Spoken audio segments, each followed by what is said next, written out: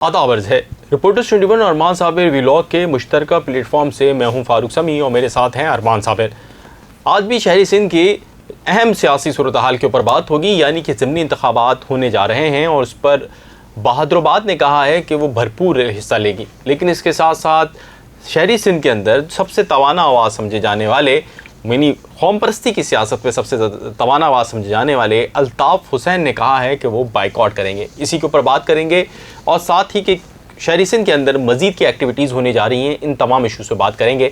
पहले मैं अरमान भाई से जानूँगा कि क्या है, क्या ट्वीट है, क्या पैगाम दिया गया है कराची वालों को अल्ताफ़ साहब की तरफ? देखिए, अभी तो बहुत सारी बातें हो रही थी कि MKM जो अल्ताफ़ हुसैन है वो उनको इजाज़त मिल जाएगी, इस तरह की बातें भी हो रही थी कि उनको शायद इजाज़त मिल जाएगी ज़िमनी इंतखाबात में। ये भी कुछ लोग ये भी कह रहे थे, बल्कि कुछ लोग जो है लोग क्या बल्कि कई हल्कों में ये बात चल रही थी कि इस मरतबा जो है वो न सिर्फ अल्ताफ़ हुसैन की पार्टी को इजाज़त मिल जाएगी, बल्कि अगर उनको पार्टी को इजाज़त ना भी मिले तो भी कोई ऐसी सूरत ज़रूर होगी कि MKM दोनों जो है MKM पाकिस्तान और MKM लंदन आमने सामने होंगे इस इलेक्शन में जो ज़िमनी इंतखाबात आने वाले हैं। जबकि मैंने पहले भी कहा था कि मुझे ऐसा कुछ नज़र नहीं आ रहा, और इस अब जो है वो अल्ताफ़ हुसैन ने इस बारे में ट्वीट भी कर दिया है और ट्वीट पे पैगाम भी दिया है अपने वफ़ा परस्त जो अपने साथियों को। वो वफ़ा परस्त साथी कहते हैं क्योंकि हक़ परस्त जो है वो जो सेगा है वो MKM पाकिस्तान में इस्तेमाल कर रहे हैं, तो उन्होंने वफ़ा परस्त का जो है वो शुरू कर दिया है। तो वफ़ा परस्त साथी जो हैं उनको पैगाम दिया है अल्ताफ़ हुसैन ने। उन्होंने कहा है, अल्ताफ़ हुसैन साहब ने कहा है कि जी वफ़ा परस्त साथियों, ये इन्होंने ट्वीट किया है, वफ़ा परस्त साथियों, आदाब अर्ज़, अच्छे और मजबूत तहरीकी साथी कभी बताया गया नज़रियाती सबक नहीं भूलते, करोड़ों अफराद के मुत्तफ़िक़ा क़ैद और इसकी जमात की सियासी सरगर्मियों पर कई सालों से गैर एलानिया पाबंदी आयद है।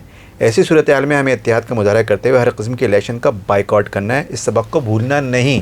मतलब उन्होंने बड़ा बिल्कुल ताकीद की है, बहुत ताकीद की है। उसके साथ साथ और तबसरे भी आ गए हैं, बिल्कुल तबसरे भी आ गए हैं। और इस पर अजीज़ आबादी ने भी जो है वो मुस्तफ़ा अजीज़ आबादी जो हैं वहाँ पर लंदन में, उन्होंने भी इस पर तबसरा किया है और उन्होंने भी जो है वो यही जो ज़ाहिर है उनके कायद हैं वो, तो उन्होंने जो कहा है उस पर जो है एक तो ये भी कहा है उन्होंने कि जी वहाँ पर जो आवाम है वो ह्यूमन राइट वायलेशन हो रही है और दीगर चीज़ें की बात की है। इसके साथ साथ एक और एक बात, बुनियादी तौर पर अगर ये ज़िमनी इंतखाबात होते हैं तो ज़िमनी इंतखाबात मुकाबला होंगे MKM वर्सेस MKM के, यानी एक धड़ा जो अपना आपको MKM कहता है, MKM बहादुराबाद, जिसके अंदर सारे लोग माइनस अल्ताफ़ मर्जर हुआ है, और दूसरा वो धड़े के दरमियान मुकाबला होगा जो कि अल्ताफ़ हुसैन के फॉलोअर्स हैं कि अगर बहादुराबाद का सेक्शन का कोई भी बंदा जीता है तो उसका मतलब ये होगा कि वो किसी हद तक कामयाब हुए हैं उस नज़रिए को और उस बात को शिकस्त देने में जो कि बानी मुत्तहिदा अल्ताफ़ हुसैन लेके चल रहे हैं। क्योंकि मुत्तहिदा गवर्नमेंट एक तहरीक है और उसके अंदर रहनुमा की अहमियत सबसे ऊपर होती है, जो कि अगर किसी ने बानी मुत्तहिदा के स्टडी सर्कल्स और दीगर चीज़ें तय की अटेंड की हों तो उनको पता होगा कि वहाँ पर ये राय होती है। तो ये बुनियादी तौर पर मुकाबला होगा और यही वजह है कि बहुत ज़्यादा तेज़ एक्टिविटीज़ कर दी हैं। 10 फरवरी को एहतजाज होने वाला था जो 12 फरवरी पर चला गया है, और ये अब एहतजाज आगे बढ़ता है नहीं बढ़ता। लेकिन मेरा एक सवाल है, मैंने देखा था कि हाफिज नईमुर रहमान ने भी प्रोटेस्ट किया था और उन्होंने सिंध असम्बली के सामने किया था। सिंध असम्बली वो जगह है जहाँ से प्रोटेस्ट होना चाहिए था।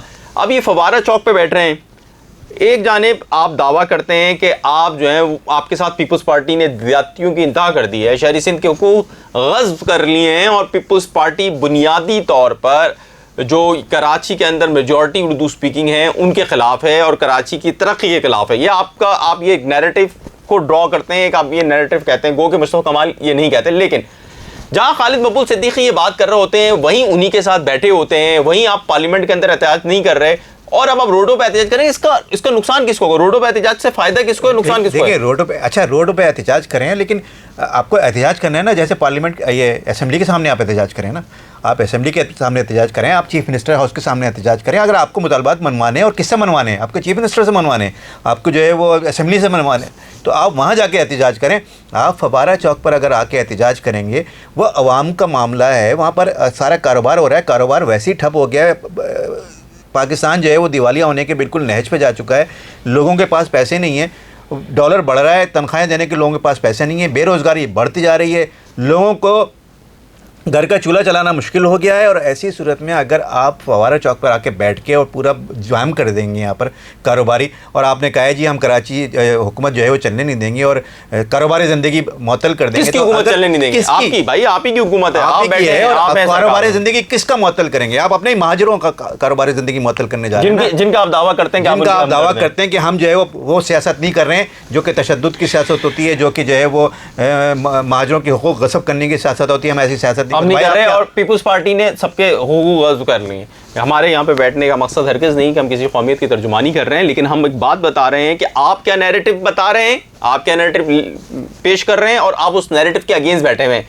क्या सिर्फ और सिर्फ मामला लेन देन इख्तियारात के ज़्यादा से ज़्यादा उसूल का है, कराची में ज़्यादा से ज़्यादा ताकत का है? क्योंकि जब आप असम्बलियों के अंदर बैठे हुए हैं, जब आप उनकी हुकूमत को बचा रहे हैं और आपको हुकूक नहीं मिल रहे और आप कह रहे हैं कि अवाम यहाँ पर मायूस बैठे हुए हैं, तो एक अरसे तक साथ बैठने के बावजूद, एक अरसे तक इख्तियारात के मज़े लेने के बावजूद, अपने राब्ता कमेटी के ही लोगों को एडमिनिस्ट्रेटर लगवाने के बावजूद भी अगर आप ये समझते हैं कि आप एहतजाज करके कुछ हासिल कर लेंगे, तो अवाम के लिए तो बुनियादी तौर पर कोई भी ज़ी-शऊर आदमी ये बात मानने को तैयार नहीं होगा। क्योंकि जब आप एडमिनिस्ट्रेटर की सूरत में उनके साथ सिंध हुकूमत में बैठे हैं, आप जो है असम्बलियों में उनकी हुकूमत को बचा रहे हैं। क्योंकि असम्बलियों में अगर सबको पता है कि मेजॉरिटी में अगर थोड़ी सी ज़रूरत MQM के वोटों की थी, अगर वो हट जाए तो ये हुकूमत धड़ाम करके गिर जाएगी। लेकिन आप इस हुकूमत को धड़ाम करके गिराने को तैयार नहीं हैं। आप ये चाहते हैं कि आप ज़्यादा इख्तियारात का उसूल करें और ज़्यादा से ज़्यादा। सही बात। और ये चाहते हैं, देखिए अगर इनके पास ऑप्शन क्या है, ऑप्शन ये कि अलग हो जाए ना, वर्किंग रिलेशनशिप है ना, आप वर्किंग रिलेशनशिप से अलग हो जाएं। आप जो है वो इनके साथ भी बैठते हैं, आप चाहते हैं कि आप जो है वो इनके साथ भी बैठे रहें, इक़्तिदार के मज़े भी लेते रहें, जो पर्क्स हैं, जो सहूलतें हैं वो भी इंजॉय करते रहें, अपनी मर्ज़ी के लोग भी लगवाते रहें, और इसके बाद फिर आप एहतिजाज भी करें कि जी हमें जो है वो हमारे हुकूक नहीं मिल रहे। भाई आपको क्या चाहिए? आपको जो चाहिए वो आप उसके उन हुकूक के लिए बात कर रहे हैं या आप आवाम के हुकूक के लिए बात कर रहे हैं? अगर आप आवाम के हुकूक के लिए बात कर रहे हैं और मज़ाहबती सियासत कर रहे हैं, तो आप सारे ओहदे छोड़ें और आएँ आवाम के अंदर आके बैठें और फिर आके सियासत करें। बिल्कुल दुरुस्त कहा आपने।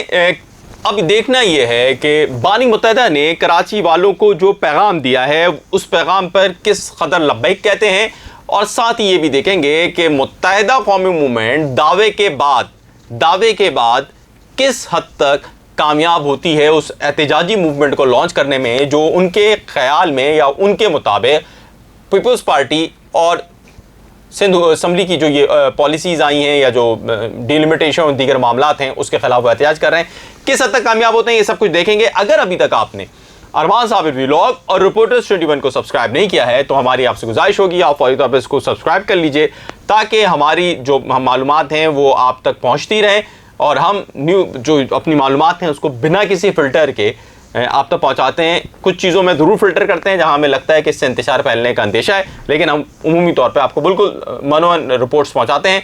आपका बहुत शुक्रिया। ये बहुत जो है शहरी सिंध के जो आइंदा आने वाले जो मार्च का महीना ये बड़ा होगा, फरवरी में 10 तारीख के बाद से जो आगाज़ होगा उसमें बड़ी तब्दीलियाँ आएंगी, और वो तब्दीलियाँ के लिए अगर आप जानना चाहते हैं फौरी तो हमें जो है हमसे जुड़े रहिएगा। आपका बहुत शुक्रिया। आदाब।